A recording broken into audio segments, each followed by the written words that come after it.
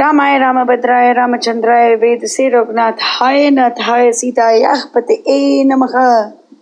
Uttarakhand, chapter number 15. Ravana defeats Kubera and steals Pushpaka. The recitation begins now. Seeing the foremost of the Yakshas by thousands undergoing trepidation, the Lord of Riches spoke unto a mighty Yaksha, Manichara. O foremost of Yakshas, slay the wicked Ravana, set on sin, and do thou thus become the refuge of those heroic Yakshas who are carrying on the conflict.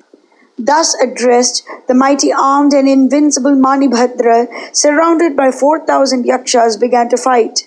And attacking the Rakshasas with maces and clubs and bearded darts, and with darts, tomaras and bludgeons, the Yakshas rushed at their adversaries.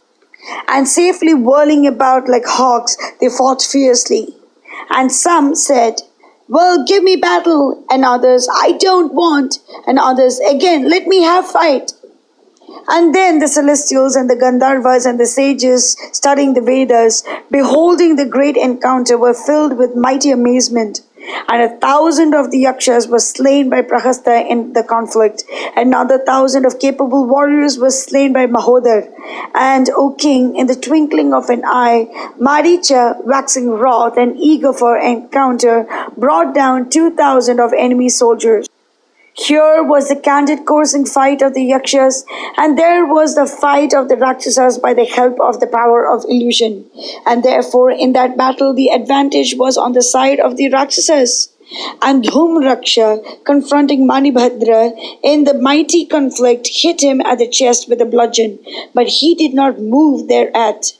And then Manibhadra dealt the Rakshasa a blow with his mace, and thereat Dhumraksha, smit on the head, fell down senseless on the ground. And seeing Dhumraksha wounded and down, bathed in blood, Dashagriva rushed at Manibhadra in the encounter. And then that foremost of Yakshas hit Dashanana with 3 darts as he was rushing in wrath.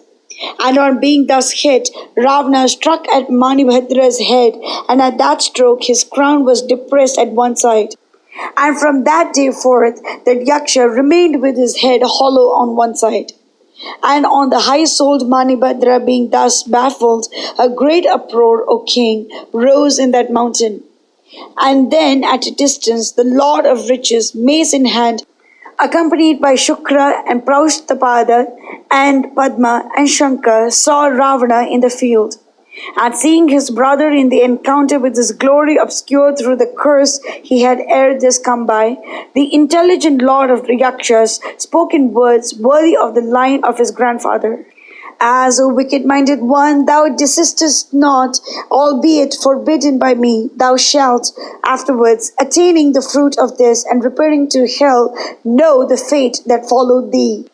That perverse one, that through ignorance, having drunk poison, neglects to adopt proper measures, knoweth the consequence of his act ultimately. The gods have set their face against thee on account of a certain misdeed of thine, and having for this been reduced to this condition, thou dost not understand things.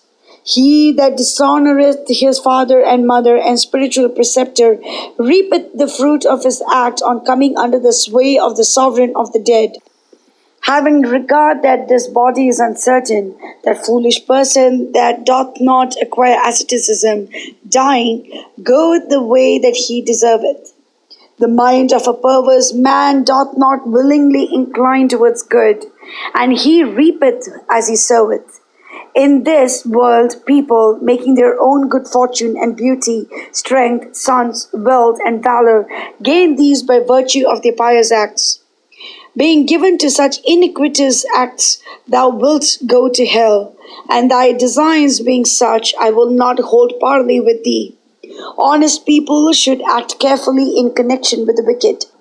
Thus reprimanded by him, Ravana's counselors, headed by Maricha, on being struck, took to their heels.